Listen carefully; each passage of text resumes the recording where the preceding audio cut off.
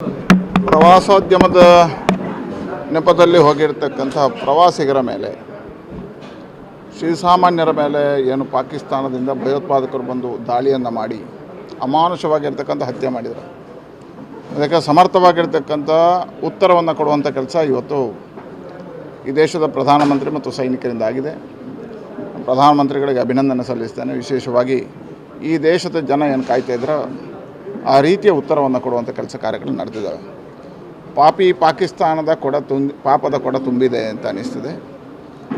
ನಿರಂತರವಾಗಿರ್ತಕ್ಕಂಥ ಕಳೆದ 25 ವರ್ಷಗಳಲ್ಲೂ ಉಗ್ರರನ್ನು ಸಾಕಿ ನಮ್ಮ ದೇಶದ ಮೇಲೆ ಚೂ ಬಿಡ್ತಕ್ಕಂಥ ಕೆಲಸವನ್ನು ಮಾಡಿತ್ತು.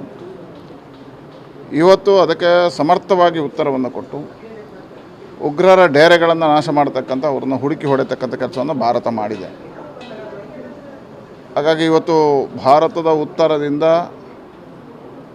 ಪಾಕಿಸ್ತಾನಕ್ಕೆ ಪಾಠ ಬರಬೇಕಿತ್ತು, ಆದರೆ ಇನ್ನೂ ಪಾಠ ಕಲಿತಾಗಿಲ್ಲ.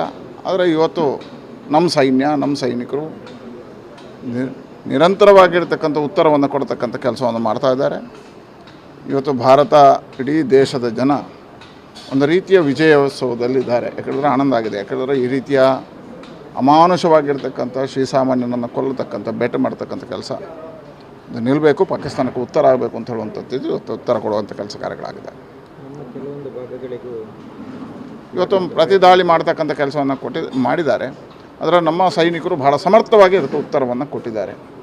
ನಾವು ಮಾಡಿರ್ತಕ್ಕಂಥದ್ದು, ಅವರು ಮಾಡಿರ್ತಕ್ಕಂಥ ಕಾರ್ಯಕ್ಕೆ ಕೇವಲ ಡೇರೆಗಳಿಗೆ, ಉಗ್ರವಾದಿಗಳ ಡೇರೆಯನ್ನು ಹುಡುಕಿ ಹೊಡೆದಿರ್ತಕ್ಕಂಥದ್ದು ಯಾವುದೇ ಶ್ರೀಸಾಮಾನ್ಯನ ಮೇಲೆ ಪಾಕಿಸ್ತಾನದಲ್ಲಿ ಮಾಡಿರಲಿಲ್ಲ. ಆದರೆ ಪಾಕಿಸ್ತಾನ ಅದರ ಬುದ್ಧಿಯನ್ನು ಬಿಟ್ಟಿಲ್ಲ. ಇವತ್ತು ನಮ್ಮ ಸಾಮಾನ್ಯ ಜನರ ಮೇಲೆ ದಾಳಿಯನ್ನು ಮಾಡತಕ್ಕಂಥ ಕೆಲಸವನ್ನು ಮಾಡಿದೆ. ಆದರೆ ಅದೆಲ್ಲವನ್ನು ನಿಗ್ರಹಿಸುವ ಕೆಲಸವನ್ನು ನಮ್ಮ ಸೇನೆ ಮಾಡಿದೆ. ಇವತ್ತು ಅವರಲ್ಲಿಂದ ಬರ್ತಕ್ಕಂಥ ಶೆಲ್ಗಳಿರ್ಬೋದು, ಫೈಟರ್ಗಳಿರ್ಬೋದು, ಡ್ರೋನ್ ಇರ್ಬೋದು, ಅದೆಲ್ಲವನ್ನು ನಾಶ ಮಾಡ್ತಕ್ಕಂಥ ಕೆಲಸವನ್ನು ಸಮರ್ಥವಾಗಿ ನಮ್ಮ ಸೈನಿಕರು ಉತ್ತರವನ್ನು ಕೊಟ್ಟಿದ್ದಾರೆ. ಮತ್ತು ಭಾರತದ ಸೈನಿಕರು ಸಮರ್ಥರಿದ್ದಾರೆ, ನಮ್ಮ ಸೇನೆ ಸಮರ್ಥ ಇದೆ. ಪಾಕಿಸ್ತಾನಕ್ಕೆ ಈ ಬಾರಿ ಪೂರ್ಣವಾಗಿರ್ತಕ್ಕಂಥ ಬುದ್ಧಿಯನ್ನು ಕಳಿಸುವುದಕ್ಕೆ ನಮ್ಮ ಸೈನ್ಯವೂ ರೆಡಿಯಾಗಿದೆ, ನಮ್ಮ ಸರ್ಕಾರವೂ ರೆಡಿಯಾಗಿದೆ, ಪ್ರಧಾನಮಂತ್ರಿಗಳು ನಿಶ್ಚಯವನ್ನು ಮಾಡಿದ್ದಾರೆ.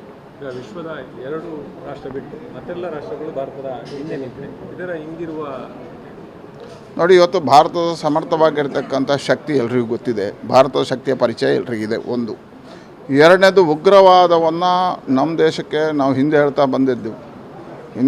ಬಂದಿದ್ದೆವು. ಪಾಕಿಸ್ತಾನ ಉಗ್ರವಾದವನ್ನು ಪೋಷಣೆ ಮಾಡ್ತಾಯಿದೆ, ಪೋಷಿಸ್ತಾ ಇದೆ. ಯಾವಾಗ ಅಮೇರಿಕದ ಮೇಲೆ ದಾಳಿ ಆಯಿತು, ಆಮೇಲೆ ಜಗತ್ತು ಒಪ್ಪಿತು. ಲಾಡೆನ್ ಮಾಡಿರ್ತಕ್ಕಂಥ ಆಕ್ರಮಣಕ್ಕೆ ಎಲ್ರಿಗೂ ಸ್ಪಷ್ಟ ಆಯಿತು, ಉಗ್ರವಾದ ಜಗತ್ತಿನಲ್ಲಿ ಕೇವಲ ಭಾರತಕ್ಕೆಲ್ಲ, ಎಲ್ಲ ದೇಶ.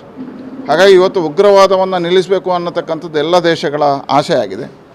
ಉಗ್ರವಾದದ ಪೋಷಕ ಕೇಂದ್ರ ಯಾರು, ತಂದೆ ಯಾರು, ಪಿತೃ ಯಾರು ಅಂತ ಕೇಳಿದ್ರೆ ಅದು ಪಾಕಿಸ್ತಾನ. ಹಾಗಾಗಿ ಎಲ್ಲ ದೇಶಗಳು ಇವತ್ತು ಅನಿವಾರ್ಯವಾಗಿ ಭಾರತಕ್ಕೆ ಸಹಕಾರಿಯಾಗಿ ನಿಲ್ಲಬೇಕಾಗುತ್ತೆ. ನಿಲ್ಲ ಇದ್ದರೆ ಅವರಿಗೂ ಇದರ ಶಾಪ ತಟ್ಟುತ್ತೆ.